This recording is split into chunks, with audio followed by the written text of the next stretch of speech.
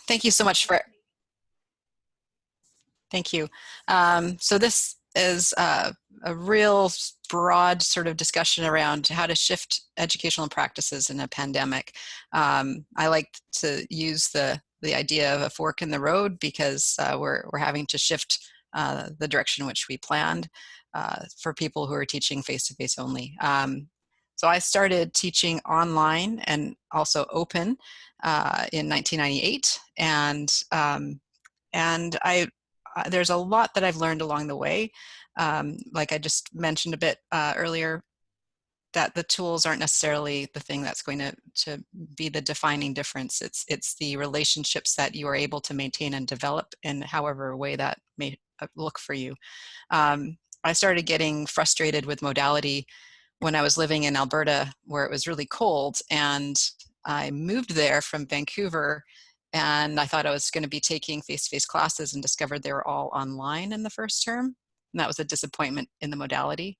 And then when I moved from Alberta to Victoria, BC, where it's mild here in temperature, and I wanted to recruit wonderful graduate students and who wanted to work with me, but they couldn't from where they were living. They had to move here, and so that became an obstacle. So as I moved through my practice over the years, I started thinking about modality in a different way, that we have to think broader than modality in terms of meeting various needs. And it turns out it has quite a social justice agenda as well for those who cannot come to campus or what have you. I know we have the chat for our questions after this talk, but if you want any online or open access to me, I created that hashtag just now. If you wanted to share something out, you can DM me on Twitter as well. I put on the previous slide, it's on Twitter, I'm _Valerie I, and you'll find me there, and you can DM me with questions or email.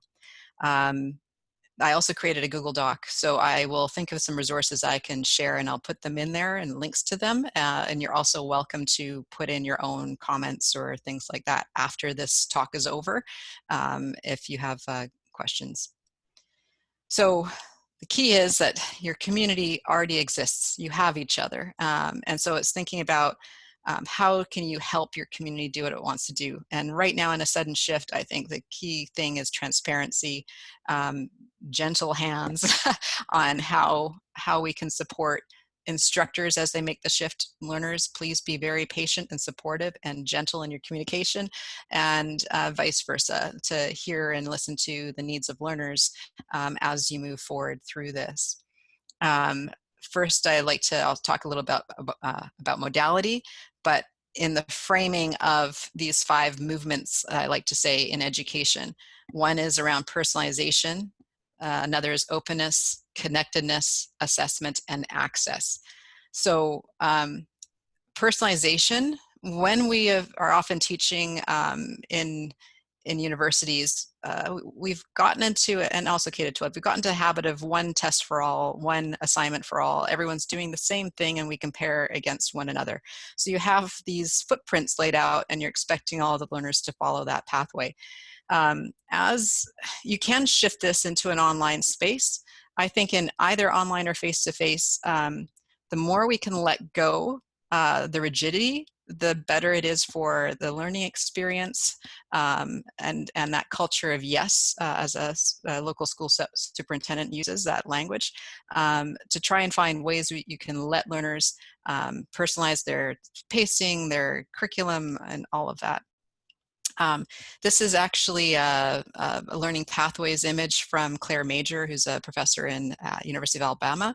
And so the left refers to sort of your lecture sort of style, where everything's centralized, and it also can apply for modality as well.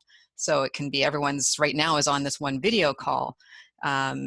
B would be several different curriculum areas. You can focus on this assignment or that topic. But as we move towards the right, which is mesh, that's also more like inquiry-based learning, where it can really be from the student up, and it's closer actually to graduate school, where you can support an inquiry, and learners will connect in various ways as it sees fit. how you make that shift over time, whether it's face-to-face or online, is a challenge. But the more we move towards C, the easier it actually is to support, I find, in an online environment and more relationship-based. Um, the next thing I'd like to share about is the open principle.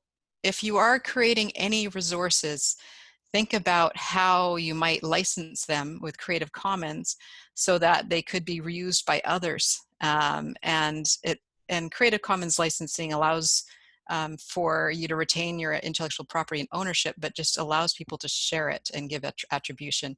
This is an image of John Walensky, who's at Simon Fraser University in Canada, as well as Stanford in the US. So his quote is, "The means of communication should be held by the public. The very basis of how we connect should be a public utility. That principle we are trying to bring to research and scholarship." So it's from, he works mostly in a research agenda, so open access publishing, but in the open education angle, you could still be teaching in a closed environment. But before recreating the wheel yourself, look out there to see all of the open educational resources that may already be created that you could pull in. So that would be something that could help you cut corners a bit, or as you create something, license it so other instructors, either locally or beyond, can benefit. And you could consider also learners creating and co-creating those resources as well. So this is sort of an example of an open blog. We can do various things with blogging as opposed to being inside of a learning management system. And when we are shifting into social media or blogging or things like that, or more inquiry-based, we need to have connections with each other. So for instructors, how to unlearn or innovate requires connections. So as you are looking towards implementing this shift, and have forgiveness for yourself, because it's not going to be perfect, but the sort of hierarchy of like central support, like whoever is your central learning technology specialist at your institution, there's not enough of them. And right now your entire campus is having one central flood to one or a few people at the top in terms of providing that support. So it's really key that you establish some way to support each other with your connections. And the last step here, before we move on to talking about online learning, I'm really breezing through these, is assessment. So all the images of a language, this was my memory of Biology 11, and I know a lot of you are science educators. When we have things that are more like memorize and be tested, it really pushed me off of learning in science. The pedagogy does not necessarily have to be that kind of approach. It can be not relying on exams. And I take this is from an image on a wall. So we can look at breaking free of these models, both on campus and beyond. And I think it's important to rely on science in that criticism. So I have a measurement background from the University of Alberta, and there is something, it's an equation, it's test theory. So you have your observed score, which is this mark you give someone on whatever assessment. And the idea is that there's a true score inside of them of what they actually know. And then there's error. So the true score and your measurement error, and maybe that is the learner was stressed or lacking sleep. They're not answering as clearly. Maybe your question is not clear. There's a variety of issues that contribute to what error is, but true score and error is what will produce the score you provide on an exam or a paper or a whatever. So it's a mathematical equation, basically. O equals T plus E. But what's important to know is to learn how to let go a little bit on clutching onto these numbers, because research has shown that teacher-made assessments have a reliability of 0.4 on a scale of 0 to 1, which in measurement world, educational measurement, means it's garbage. So if that's the case, then that's such a liberating thing, actually. I'm not trying to criticize my own assessments in the past when and I still do, so for some courses, I still have grades at the graduate level, but I don't at the undergraduate. it's actually quite freeing to let go of the numbers, because then it actually can allow for more freedom for learning in different areas of inquiry and not having to follow that lockstep. I think it drives a lot of the pedagogy that we have. And I have to always ask, is the act of is the act of observation of whatever you're doing, is that actually harming T, the true score, the learning, what the learner is able to know? So instead of error being a threat to validity, is the act of observing and testing an error in and of itself? So this is an important piece to bring into online learning, because there's so much, because these learning management systems go, oh, there's a quiz feature, that people think they have to use it. And I'm not saying don't always, but try to think about how you're using it, and how what other alternative forms you can take to showcase learning. Because then if you're more creative, plagiarism or cheating doesn't become as much of an issue. So it's just a bit of important share. I like to think of potential, right? How do we forget this O equals T plus E and try and move towards more potential? So especially in online learning, I think we have a huge opportunity for having personalization and connectedness and openness and assessment for learning, not of learning, and access. So that's how we've done assessment in the past. And if we move that into today, it's the same kind of thing. And if we move it into an online environment, it's still the same thing. And it's not necessarily an approach that's good for mental health. We always have these study puppies around our campus. I don't know if you have them on yours, because of the stress that learners have. And I think calling it study puppies is great, but it's also their trauma dogs, essentially. And how we look at assessment and how the stress over grades are actually interfering with the learning. And yeah, so when you move into an online space, you can support these collaborative spaces as well. We have the Zoom room right now that we're all in together. You can create breakout rooms in the Zoom room, but I also favor providing multiple extra video rooms. And it doesn't have to be video. It could be phone-based, it could be text-based, and blog sharing, other ways where we can get back to the small pods of relationships. And then as an instructor, you're so much more free to explore other designs of engagement with your learners. So instead of like a 3-hour class that's synchronous once a week, when I move online, I use 1 hour whole group once a week. And then I expect the learners to meet in their pods synchronously. We don't have a bandwidth issue here, so I understand that it's not going to be perfect for everybody, but when they can meet in small pods on their own, and I can join in those pods. And I've also shifted assessment to meetings, assessment interviews, I call them. So I ask them to meet with me for 10 minutes because that's what I would be spending on marking. And I'd rather spend the 10 minutes on having them share and show with me what they've been doing. And have it a relational dialogue. It's closer to the internship, mentorship, graduate studies type of model.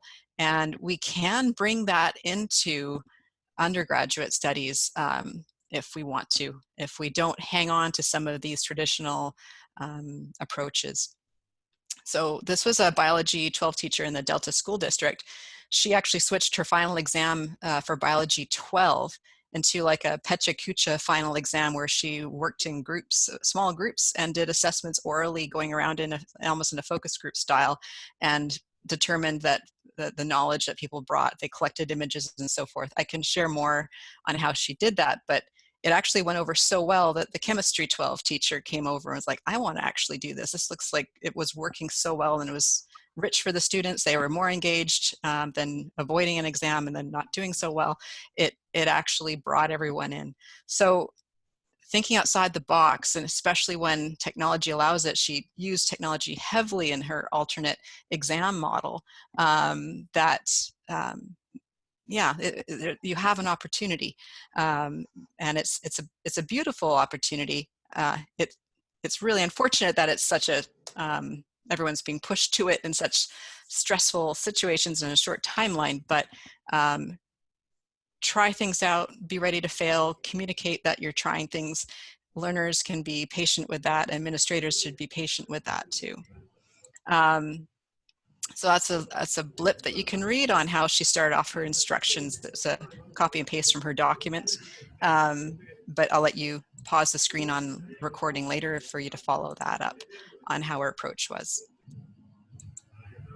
Okay, I'll pause this so you can kind of see how someone in biology 12, and grade 12 biology is still fairly, it's not going to be probably too far off than what you might be doing in undergraduate. So I'll pass it on again. You can come back and screenshot that or pause it when you go over. There we go. So last bit on access. So thinking about modality, I used to be part of the world where I kind of saw it as face-to-face or online, but blended as face-to-face and online. This isn't, I have an issue with the word blended now because it kind of doesn't mean anything anymore when we're looking at mixing modes. But I introduced something called multi-access learning because it allowed people to choose whether they wanted to be face-to-face or online in the same class.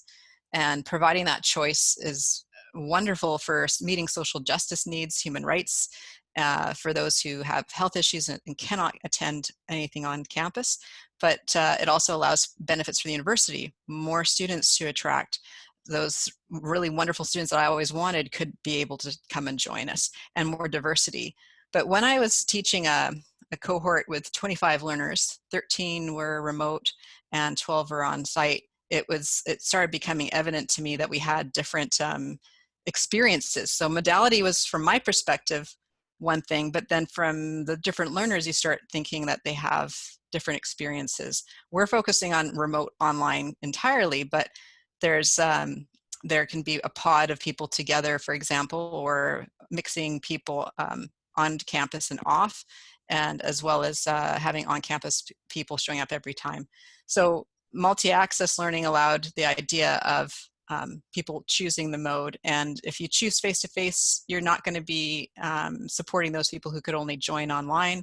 Similarly, when you choose online, you're going to be excluding people who be coming face-to-face. So it's a benefit, and I think in moving forward after this, I hope more universities take advantage of multi-access learning, because if we design like that from the beginning, there wouldn't be any pivot. So that's something key to think. So it's there's a paper from 2009 proceedings on this, and a 2013 paper as well. So when we look at our banner systems, which is what we call our student information systems, this is like kind of thing that shows up online. We have a location, McLaurin building, this day, Thursdays, 1 to 3:50.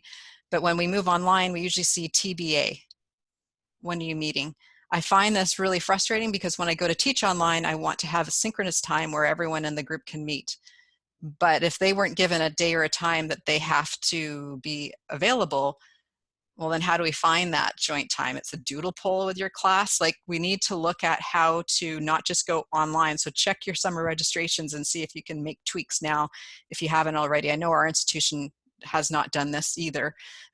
So try and find ways to communicate when your whole group, if you are choosing that, whether it's people dialing in on the phone, joining you via video. It may depend on the bandwidth where they're at, but you need to have a common time. The other alternative, if there isn't a common time, is to put resources up as an instructor that's screen recorded using Camtasia or Screencastify or those things, to record your screen and talk over it and share, and then try to join in the pods, the small group pods, and connect with them as you can. So not having the 3 hours a week of synchronous as a class that would be face-to-face, 1 hour as a whole group, and then encouraging people to connect in the small groups and use that time to join in some of those, and then also use the time to do, I do 2 assessment interviews, one early on and one at the end of the term, and do my assessment that way and communicate it with learners.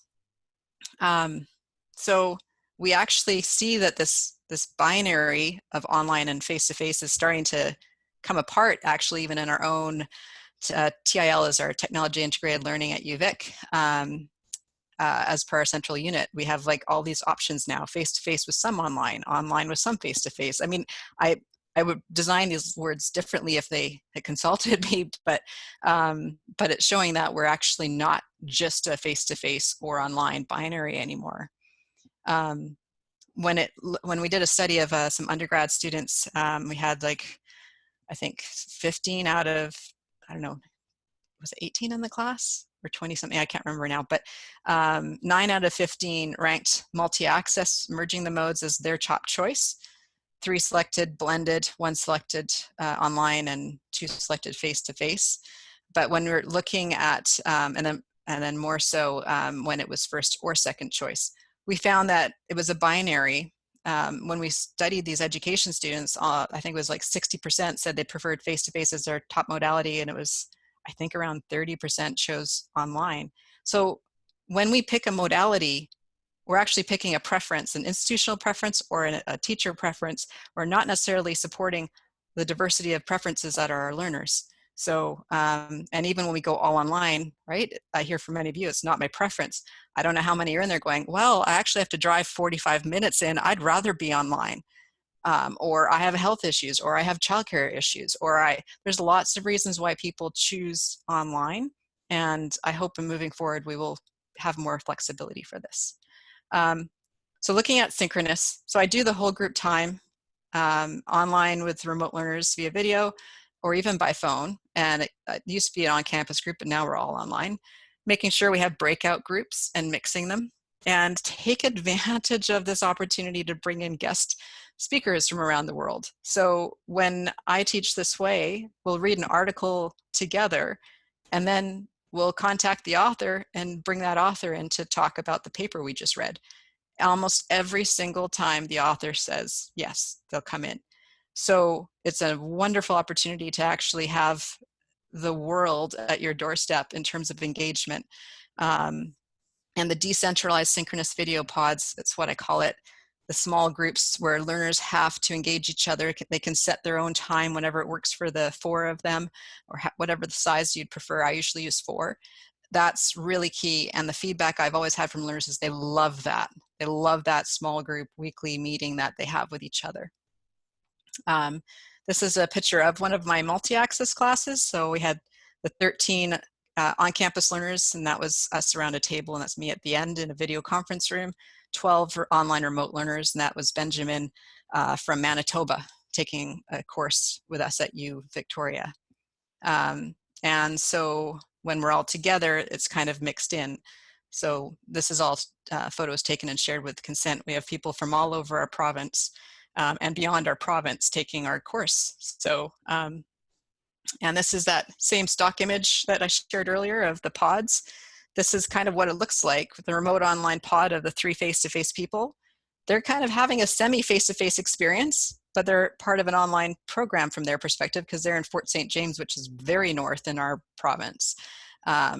Very long, like hours of plane to get there kind of thing. And then for the people who come in face-to-face every day on campus, sitting around that video conference room table, they might feel like they're taking a face-to-face class. So modalities, I think it's less of a binary and becoming more blurred as we move on. On the bottom right, Heidi, sometimes she's on campus, sometimes she stayed home and came in from her video and from her office. And then Trevor and Benjamin. Trevor's up north and Benjamin's in Manitoba. So, but for them, it probably feels like an online only program because that's all they have all the time. So, and these are some options for people with low bandwidth. There's someone from a very small town called Sointula in the last couple of years ago when she participated. She phoned in often, and I just made sure I had the materials and slides shared in advance. And then she would open up the slides and she'd call in, and then she would just advance the slides on her own or whatever the reading, if it was a paper, she would actually engage fairly similarly, and we just made sure that we were sensitive of that. So those are some options. I do not use a learning management system. As I said, I started teaching online way before we actually had this normalized, that we had these Moodle, or before Murray Goldberg from UBC created WebCT, which then became Blackboard, and then Moodle is an open source version of that. I find it to be a very didactic, it's like a lecture podium in an online space in my mind. It's very content oriented, and often people are assigned to make a comment and reply to the comment of two others, and they're marked on that. It just becomes less authentic. It reminds me of if you go into a bank and there's like a plexiglass, let's say, or if you're at a ticket agency at a sports game, they have the plexiglass and the little sliding spot that is underneath it where you slide the paper or the ticket back. That's, to me, that's what I feel like when I use an LMS. And I mind you, I haven't for a very long time. I come in every 10 years and take a peek, and I stay with using a course blog that's public and open. So this is all public and open except for I password protect some of these, so the video room links aren't public, but I have a password I give to the learners so they can access all parts of the blog. And then the benefit is everyone publicly, just like John Walensky was saying, our academic discourse is a public utility and therefore it should be public. We share out all of our instructional posts and materials and things so people can learn along with us. And I create multiple breakout rooms. So not just my video room or my co-teacher there, Jennifer, her video room. I created all these other breakout rooms. Even though BlueJeans has a breakout feature, and so does Zoom, that's only when you're on the call. So having rooms posted and that sit there static for the learners to dial in their pods. It's just so they have a selection. If someone's already in room 2, their group can meet in room 3. And those are some of the tips I do there. So asynchronous is email, and I have taught exclusively by email way back before. Like I said, we had the LMS, we had the website, and I think we actually had a web board. It was a standalone conference thing back then, but a lot of it was by email, either email lists or direct email. You can just teach by email, and you can communicate through those conversations. It's different. It's not, the LMS was created to solve the problem of instructors getting too many emails. So what I do is I get my university to create additional emails for my courses. So not everything comes into my virvin at uvic.ca. I'll have it for EDCI 336 at uvic.ca. And then I actually can contain it, and so it's not flooding in, and I worry about losing a student's email. So there's some little hacks you can do for that. Again, I don't use it heavily now. We use some other options, like at the bottom I use Slack, and also we use Twitter for open sharing for those who opt into that. Slack is it's a nice back channel. It's kind of like texting, and you can turn off the notifications or on as you like for that specific app. I use a course blog. You might choose an LMS. LMS might be what's ready and easy for you to go into. Just as the years go by, explore bouncing out into some other things and trying some new things. You won't be able to make the huge leap to everything at once. Don't expect it of yourself. Just take little bites and do your best and be forgiving, and be forgiving of others too. So so we use learner blogs as well. We created a hosted WordPress in BC where learners can go and create a blog off of a template we made for them on WordPress. It's at opened.ca. And then I use a plugin called Feedsy to aggregate their blog posts. Again, I don't expect you to jump to that. I'm just sharing some of there are different options out there. It's not just, let's all jump into LMS and Zoom. There are things that over time you can explore. Right now, our newest exploration is using Hypothesis, which is a markup.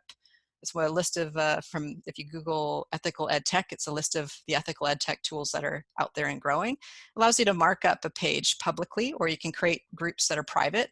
So you can actually have your class mark up a reading all together. Or for me, I make a group of 1-to-1 and mark up their blog when I mark it. So they see my feedback in situ on their blog. Trello is beautiful for project supervision or for group work actually as well. And it's used in a local independent K-12 school almost entirely for tracking inquiry projects and growth. And I used it actually in my undergrad class of teacher education students. And yeah, I'll share some pictures of these. So this is our current course that's actually, I think it just ended, where we created this public course blog, not in an LMS. And so I was cohort coordinator, but you can see the archives as each course passed, we just pass it on to the next instructor to give them in access, and then they shared forward their posts and things. We had a blog hub with a feed, which we aggregated and sucked in all the posts. This is a list, but we would actually take it kind of like you'd subscribe to someone on Instagram and you see their posts, right? It would be their blog posts in that kind of order. And so that was a nice approach to aggregate everybody. This is the OpenETC, which is a clone zone. So we could actually create templates for blogs, and it would be pre-made, pre-stocked with a certain categories or what have you. So again, probably not, it's probably above what you're looking for, but I just would feel negligent not mentioning that there are these wonderful opportunities to explore in the future.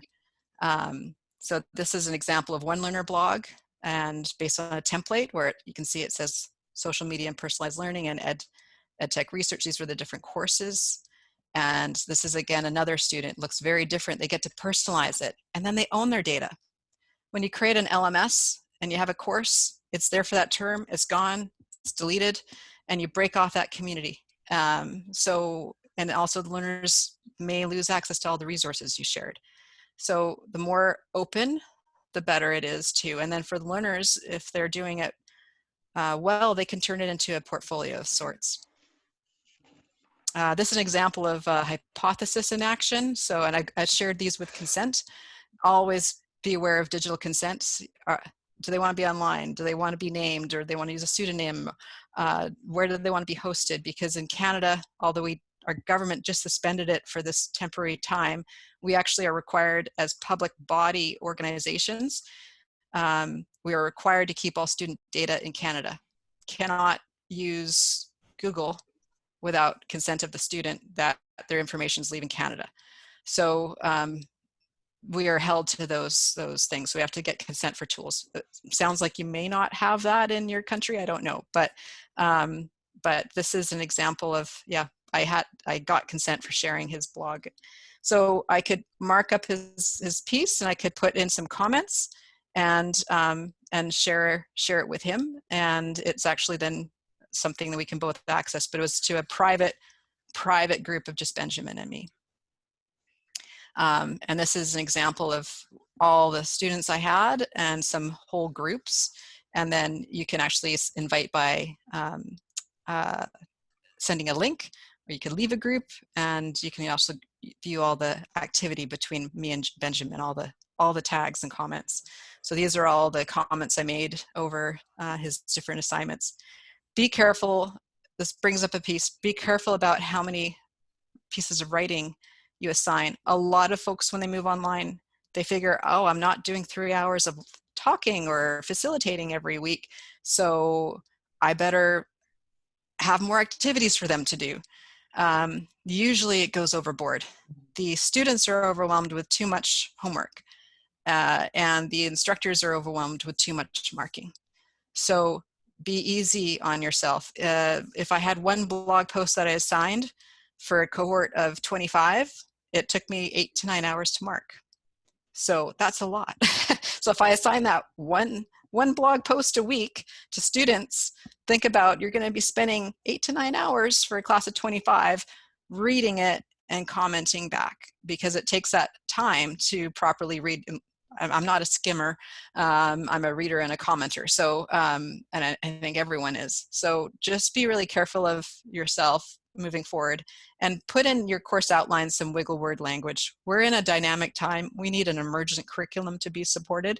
So as much as you can say, this is a tentative schedule, these are tentative readings, like we could shift, and it's important for learners to advocate, and also for instructors to listen, as well as to advocate up to their administration for their needs at this time. Yeah, so these are more examples. So this is an example of another learner. She's actually an MEd student at the grad level, but I used this at the undergrad too, and it was used in grade 9 in a local high school. And it's basically putting their lists of what they have to read, what they should do. I could bomb in here as an instructor and go, oh, I'm going to add a card and say, you know, I need you to check this out. I mean, it allows for more personalized projects and also group projects. And as an instructor, if you create these boards and then add the learners to it, you can actually see who is marking what task complete, which can be helpful in monitoring, you know, who's doing the work in group projects, let's say. And so this is something where you would have a to-do. She doesn't really have it here. I think she personalized it up a little bit, but we usually have columns that are to-do, doing, done, and you could click and drag a card into doing and then into done. And as an instructor, you could see what's hanging on in the to-do file or to-do column, what's been sitting there for a long time. That might mean that I should support them on that, right? It's a different approach than watching the learning analytics of a course management system where, you know, you're seeing how many times they log in. When's the last time they logged in? You know, I don't know. I prefer to actually find out how they're doing by talking to them directly. And I think when you move online, especially, you have some of those affordances. This is our Slack channel, again, shared with consent. So this was just general. So it's like where people are sharing more informal things. Random is definitely more personal, but this was an event on campus for basically the trauma dogs because it was exam time. But it's where we could all share, and we can have direct messages down here as well. You can add 2 people and comment as a group of 3 or individually. So, and Mattermost is an open source version of Slack if you want to use something non-commercial. So this is another option. But basically, when our grad course or goes online, or undergrad course goes online, this is what it looks like. And this is Brian Jackson, who's an amazing teacher in Coquitlam, sharing out with consent that everyone's started back online. And we use Twitter, so TIGRAD is a hashtag that we use for our MEd project cohort. So again, it allows that layering out for others to follow along as well.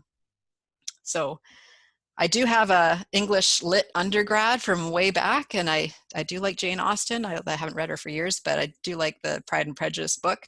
And there's a quote from it that stands out for me, and I think it's highly relevant right now, that the distance is nothing when one has a motive. So when you use whatever is comfortable to you, moving forward, finding out how you can connect. If it's by phone, that's great. If it's by email, that's great. If it's by video, that's great. If it's a blog or an LMS, like find something that works and just go with it. You aren't necessarily doing online learning and teaching right now. A lot of people are calling it remote learning because online learning takes time and effort and digital literacies, network literacies. So just to be aware that yeah, be gentle on yourself and others. And if something doesn't go well, yeah, just be easy on yourself. But if you want to connect, you have to really try to have agency in this. And as instructors, doing things like the oral assessments, I found so much more rewarding over when I used to do numeric assessments and, you know, would send it back via email with some comments. And it must be harder emotionally for a learner to just, you know, we all had those papers assignments that we've had returned to us with a couple of cryptic comments on it. And if they're not great, it can be hurtful, or it can be confusing if it's not clear, or it's nicer to actually have the time. And I mark assignments as much as I can live. So if it's something in Google Doc that's written oriented, I'm not going to go into a Google Doc and read it alone. I will send the learner a time, or will arrange a time, and I will go into the doc and read it and do track changes or suggested edits in Google while they're in a video call with me. And it makes it less isolating. It's so much more rewarding as an instructor, so much more rewarding as a learner to actually have it done like that. So I've used just a Google spreadsheet where I put my calendar up there. You can use other tools, like I think there's Calendly, I think that's how you say it, where you can actually have people book into your calendar for you, and find ways to have those connections. So the live assessments are Yeah, it's rewarding, not isolating. It's relationship building, which we all need at this time. So this is an example of the Thai lab. I got lots of funding basically to play with a lot of tools. Also learned that, what tools are not great and which ones are great and which ones are worth the money and which ones are not worth the money. So definitely I shared some of my favorite approaches. If you ever want to reach out, you can use the links at the beginning, and maybe I can go back and I'll put the links in the chat unless someone's ahead of me on that, but before we get off the call.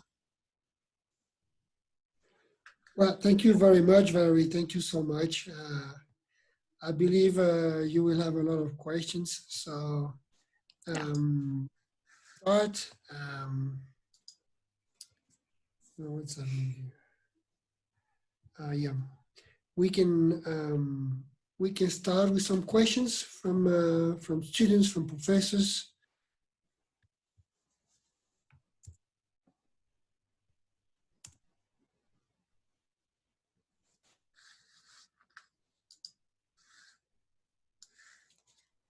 Do I have an objective for each breakdown room section? So you can. It depends on what your approach is. So it can be a question that everyone is asked to do, and then they're to discuss it in their groups, or it could be where you do a bit of a jigsaw where each group takes a different topic or an issue to a question and dives in deeper and then shares back what their findings were as a group.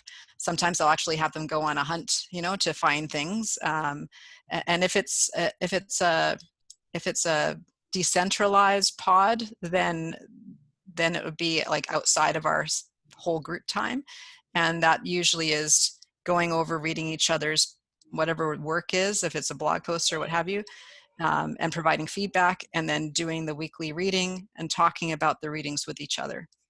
So those are typically how I use those. How long does it take for students to buy in? So I would say 3 weeks. And I wouldn't say it's not bought in, but it's still like the deer in headlights is about 3 weeks, because I usually, and that's in a weekly class, like a full term September to December class at the undergraduate level. And again, I probably teach the research has shown that education students tend to have the lowest ICT literacy on a campus. So, elementary educators, secondary educators, some of them are after degree though. So those, usually the first week is orienting them to, there's 3 things. There's pedagogy, there's modality, and then there's access. So I'm shifting the pedagogy quite a bit as well than just tell me what to do. And then I'm shifting the access to encouraging more public blogging. It can be with West Coast Teacher as their name if they don't want to use their name. But again, personal choice to not even be online. And then modality is, are they online or face-to-face? We work that out. Usually it's a blended course for the undergrad.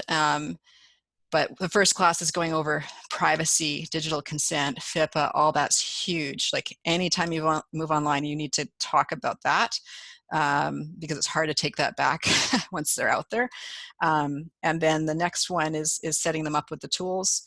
So blogging, Twitter, TweetDeck, all those things.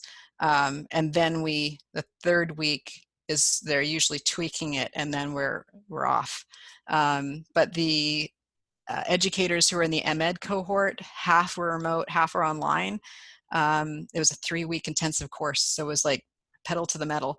But I got a 5 out of 5 teaching evaluation that term. So, and some of them were kindergarten teachers, others were grade 12 science teachers. So we had the whole mix. So I think the key is everyone works forward from where they're at. And the more you encourage that kind of personalized growth, and that is breaking free of that plan as well. And the assurance is that you have their back. When I do the oral feedback or the blogging feedback, I try and not talk about the numbers in graded courses as much as possible, because it's I know it's got poor reliability. I know it's Emperor's New Clothes model that we have. I tend to use the word. So if an A+ is supposed to mean, I think it's outstanding, an A is excellent, a B is very good or something. I don't know. Instead of, there's like the word to describe it, the letter, and then there's the percentage. I don't talk the percentage. I try not even to talk the letter. I try and focus on the word. And then often people, when they hear the word, they get it. They understand where that is somewhere in that ranking. And if they really want to find the number I wrote down, they can. Most people don't. And it actually allows for a better community to be made.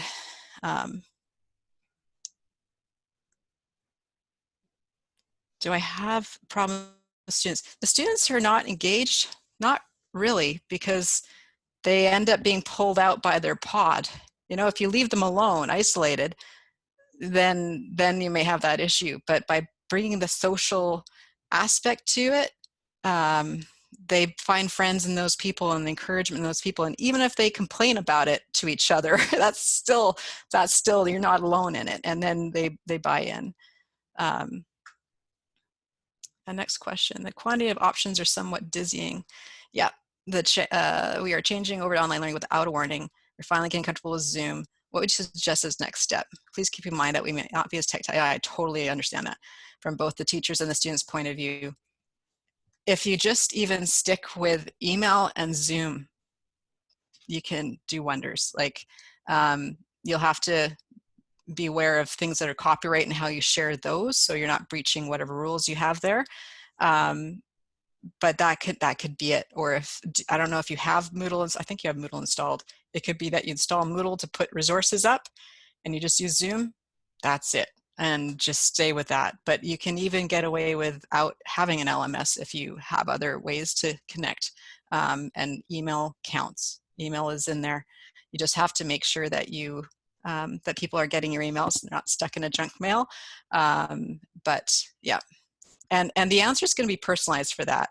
Honestly, what's easy for you might be hard for somebody else. And right now, when you're told to make a quick switch, do what is actually most comfortable to you. I know that's our instructions to I just met with my department chair before this call, talking about our strategy moving forward. I wonder what I told him. I recommended some supports that were weekly video meetings where we support instructors. I recommended that we have a sessional instructor hired just to support teaching faculty instructors, that kind of thing. I recommended a Slack channel for the department. We have a lab administrator for the computer labs. He's not in the computer labs, so draw him in. And make sure we're aligned as much as possible with what Central Tech are pushing. And also outline reviews. So not just the chair reading the outlines, but having an ed tech pedagogy person to also review the course outlines, so people are not choosing things that may backfire on them or assigning too much workload than they or the students can cope with. And I think what else? I think those are kind of some of the big things that we're talking about moving forward. But make the choice yourself. It has to be little steps from where you are, and all of you may be in different places. So it seems that when you shift from face-to-face to online, there should be less homework, but more small group discussions. Is that fair to say this?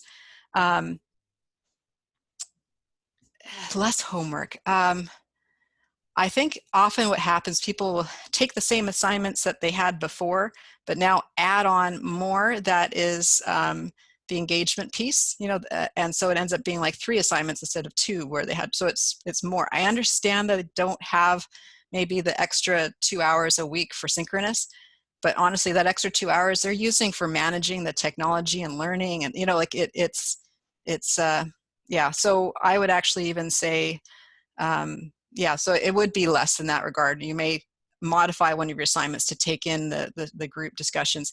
Remember that low reliability of teacher assessments thing I mentioned earlier? Participation grades are the worst thing you could do. So whatever you do not put in participation grades. That's the most biased, poor reliability type of assessment. Use it instead as, again, having a reflection or having but then you have to read it. So when I have them choose or do a bunch of blog reflections and they are sharing in their group, I ask them to only pick one a week or one every two, like whatever the pacing of the class is, identify their best one to share with me. And the other ones are shared with their peers. There is pressure to put on quality with their peers, and especially if we bring in guests and things like that to maybe help, review things. Yeah. Could you elaborate on the difference between a MOOC and an online course like the one you described? So MOOC, I started teaching MOOCs before they named them MOOCs. It's hard to tell. MOOC stands for massive. So the idea is like the thousands and thousands of people like wrapped around this. But simply having a course that's open, that's online, that's an open course. That's an open education course. You could, there's so much lingo. There's other little names people are bringing in to describe the smaller ones. But it's a MOOC. If you're putting more efforts into bringing it out and having that massive piece where multiple people can join in, a lot of these things that we're doing are kind of more small scale. Like our courses are open, but there's a hashtag, but they have to know about us to find us, right? Or see us share on it. Trello tool, is it friendly to use? Is it free? Yeah, it's free. If you want me to, you can pay and get these teams where you have a team and then all these sub Trello panels. I just hacked the free version, and so did this local school, where you just use a naming convention for the board, and then it's in alphabetical order. I don't need to have a team for section 1 of a course and another team for section 2. It's very friendly. It's like Padlet. If you've used Padlet, you just click and drag these cards, and you can double click to open a card, and you can put sort of tasks and checklists and all these kind of things in it. It's a lot of my undergrad learners were like, oh my gosh, I want to start using this to manage my life. And so they started creating like a Trello board for their domestic tasks, one for their other courses, and so they started managing their lives. It's a project management tool for agile kind of computing, I think is where they started. Like the coding programmers were using it to have agile steps of getting projects done.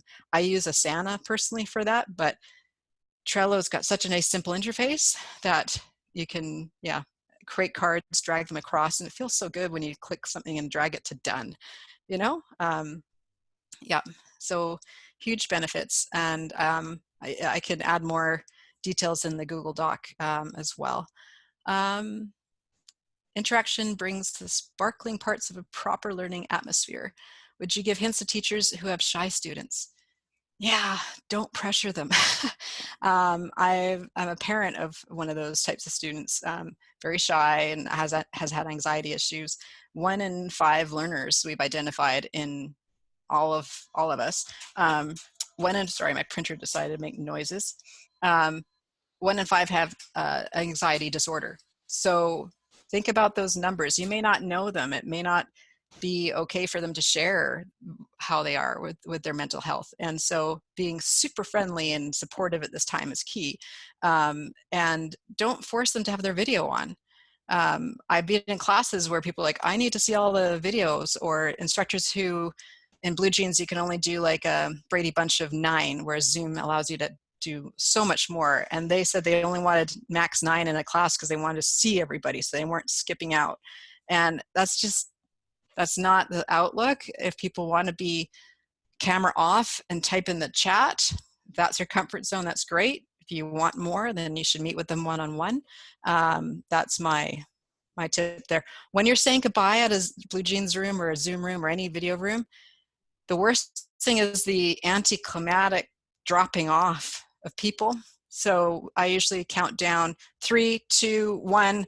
I tell everyone to unmute their mics while I unmute your mics, and I do the countdown 3, 2, 1. We all shout bye at the same time and wave, and then they all drop off in that time. And I say I am hanging on at the end. Anyone who has questions after class, I won't hang up at the end. Sometimes I forget and I hang up and then have to come back in. But then we're all together with, if it's more than one person, we identify a queue and say, come back in, 5 minutes or whatever. I'm going to talk to this person first, you're second, you're third, unless they were okay asking the question in front of people, which many are.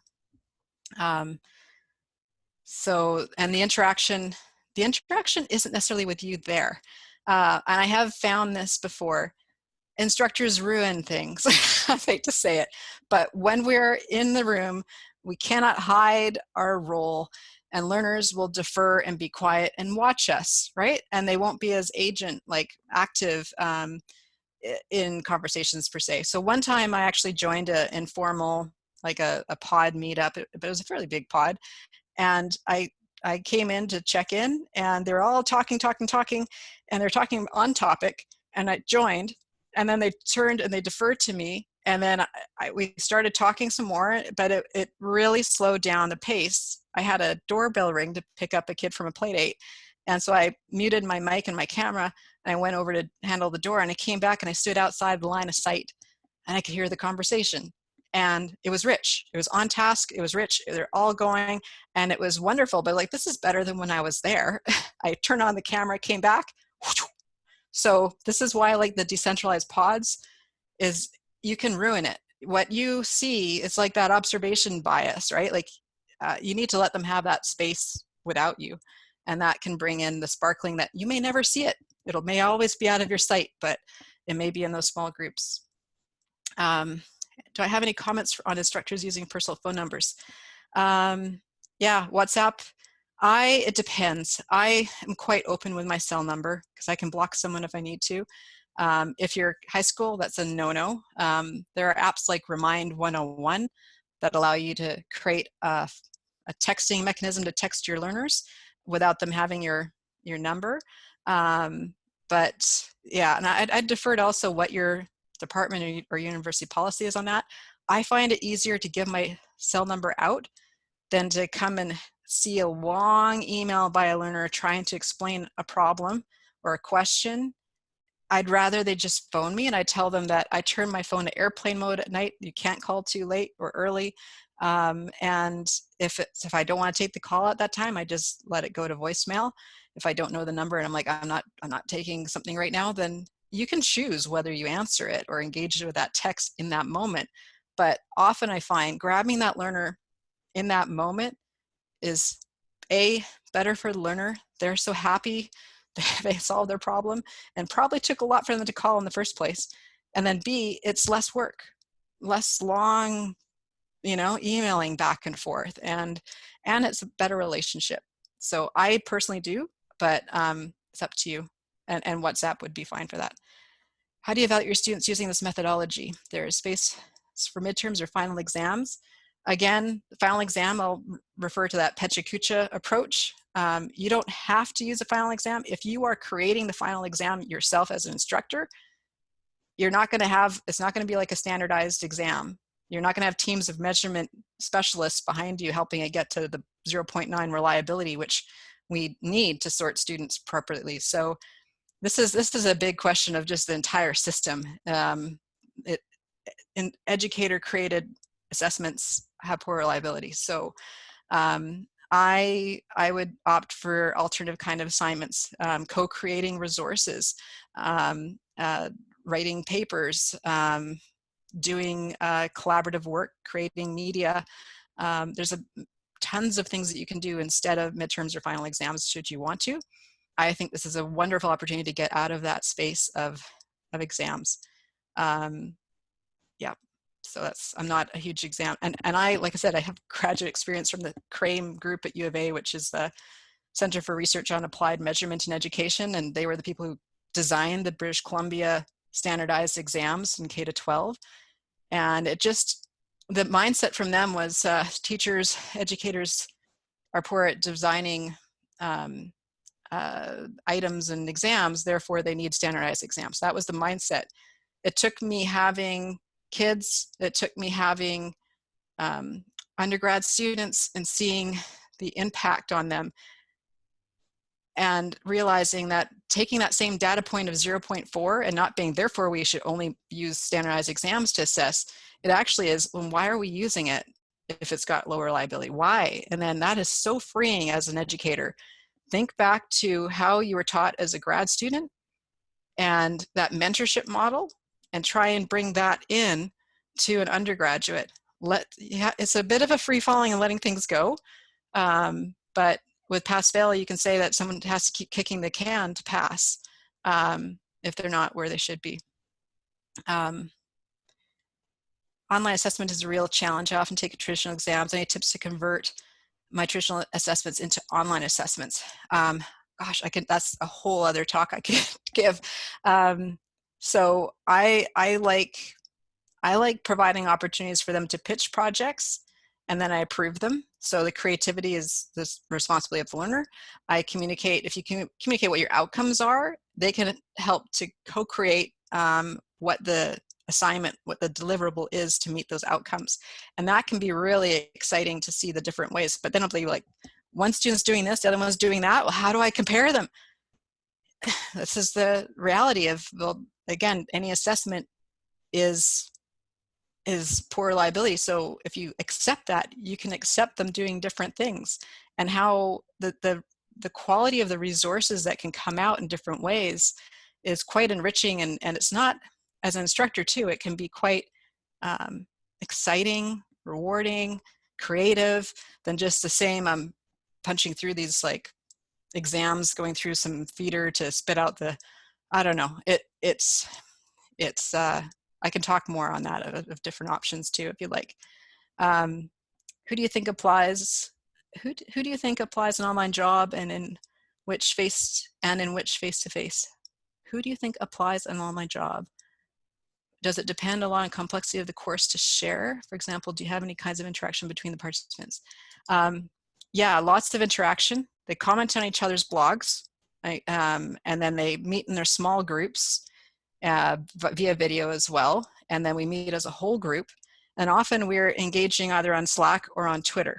So there's actually way more interaction in an online space than in a face-to-face classroom. One of my graduate students just took one of our core courses in our grad program, and he called it a black hole classroom. I think, was it black hole? No, radio silence. Radio silence, that's what it was. Radio silence classroom in between the 3 hours once a week. It was, you meet for 3 hours once a week, chat, and nothing for the rest of the week.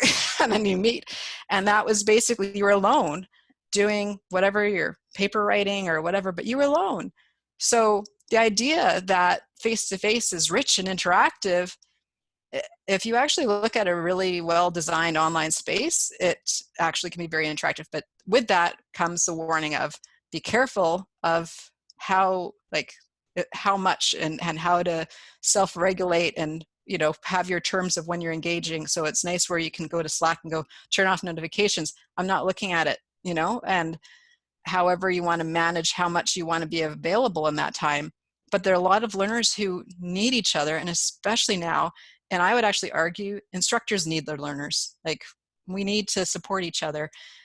So I would actually say the richness and interaction is more than I have with face-to-face only classes. Definitely before, when I taught only face-to-face. I look back on those many years ago now, but when I did do them without any tech media, integration, they were not what I have today. Where are we? How to deal with an oral assessment with a big group of over 100. So if you're having a large lecture, again, everything, context matters. So we've also done things like ed camps, where we upvoted topics as a group, and then we formed subgroups as topics, and you could actually be doing an oral assessment with a group. So instead of individually, I would still try and connect with the teams. So, and maybe it's more like, I don't know how many you'd have, let's say you have a 100-person class, maybe you have groups of 15, groups of 10, and you maybe have 10 meets. That would actually be less than one-on-one meets in a class of 25, right? I do encourage pairing and trio work, or even quad work, and they like it more. And the idea of, well, how do you know who's like not contributing? Well, then you have a conversation of who's doing what. Trello allows you to see who's doing what. They're tagged, and so everyone has a contribution.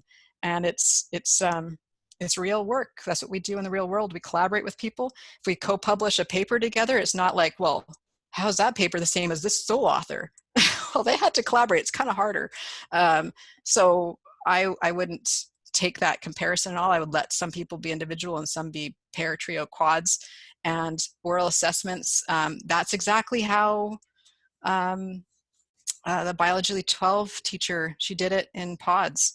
But again, you can see the whole details. Everyone had to bring forward images to represent outcomes, and then they had to share what they know and go around and add on each other's things, and you actually can tell like who's got it. So she actually, that would be how she did the exam in grade 12. That said, that was probably multiple classes of 30 that she probably had. But I would break them down and connect with groups and see how many you can pull off there. That's your comfort zone. And you know what? If you're like, hey, that didn't work so well, that's okay. This is the perfect time to do it. Our university is telling students that they can choose either the grade they're assigned or they can choose pass fail. They're giving the students to choose the choice there. Instructors are being told that their evaluation scores don't count, and our tenure track instructors or faculty members are being told that we're going to negotiate, but it sounds like we're going to get like a gap, an extra year on their tenure clock, because, so this is a time to, try, fail, and experiment. It's the best time because the stakes are not so high in terms of failure. Innovation is stymied, if I think that's the word to, it's our evaluation measures are interfering with our ability to take these risks. And so now, if you have the same kind of context that our university has, you can take these risks without consequence. So. Thank you, Valerie. I don't know if we have additional questions. We already passed the time, and you raised a lot of questions, Valerie. So my idea is maybe to thank you again, and we have your contact. Maybe one day you can give us a talk about the exam thing, which I think is a concern for us. Maybe I can get Harpreet to join me, the Bio 12 teacher. They could hear how she did it because I'm not in science. So she could probably bridge that language a bit more with you than I, and we could come in together. That could be very helpful. I think we learned a lot today, and thank you again, Valerie, for coordinating this webinar with us and caring about what we would like to learn and who would like to learn. Thank you again, and I hope we keep in touch. Thank you. I really appreciate you inviting me and the chance to share with all of you. And take care and stay safe. See you. Bye-bye. Thank you. Wait. Let's do 3, 2, 1. Bye. Have your mics off. Bye.